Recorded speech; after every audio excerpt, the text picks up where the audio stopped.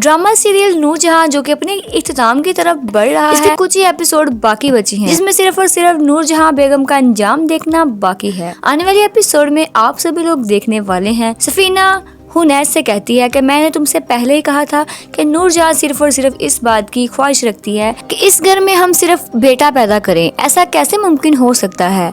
हुनैद मेरे हाँ बेटी की पैदाइश होने पर उन्होंने हमारी बेटी को गोद में लेने से भी मना कर दिया। हुनैद जब अपनी बेटी को उनकी गोद में उठाने के लिए आता है तो नूरजहां देखना भी गवारा नहीं करती, लेकिन ये बात हुनैद को बिल्कुल भी अच्छी नहीं लगती, जबकि हुनैद ये बात बिल्कुल भी बर्दाश्त नहीं करने वाला। हुनैद के सामने नूरजहां बेगम की असलियत खुलना शुरू हो जाएगी। वो अपनी माँ पर अंधा एतबार करता था जो नूरजहां के खिलाफ एक लफ्ज भी बर्दाश्त नहीं कर सकता था। इसके सामने सारी असलियत खुल गई है, लेकिन वो फिर भी अपनी माँ पर अंधा एतबार करता ही रहेगा। कुछ दिन गुजर जाने के बाद जब नूरबानो मुराद को लेकर इस घर को छोड़ के चली जाएगी तो नूरजहां बहुत ही ज्यादा परेशान उदास रहना शुरू हो जाती है। इनका बेटा इससे दूर हो चुका है सिर्फ और सिर्फ नूरबानो की वजह से। नूरबानो भी यही चाहती थी कि किसी न किसी तरीके से इसके लाडले बेटों को इससे दूर कर दिया जाए ताकि वो इन्हें वही तकलीफ पहुंचा सके जो कि इसके बाबा को पहुंचाई गई थी।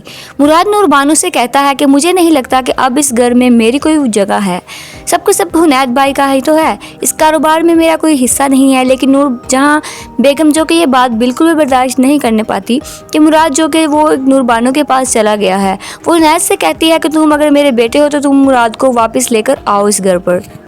मैं अपने बेटों को अपनी आंखों के सामने रखना चाहती हूँ। लेकिन हुनैद जिसके सामने भी सारी असलियत नूरजहां के इसके सामने खुल चुकी है, आहिस्ता आहिस्ता करके इसके सारे बेटे नूरजहां से दूर चले जाएंगे और नूरजहां एंड पर अकेली तन्हा रह जाएगी और बहुत ज्यादा पछताएगी। ड्रामा रिव्यूज के लिए चैनल को सब्सक्राइब करें।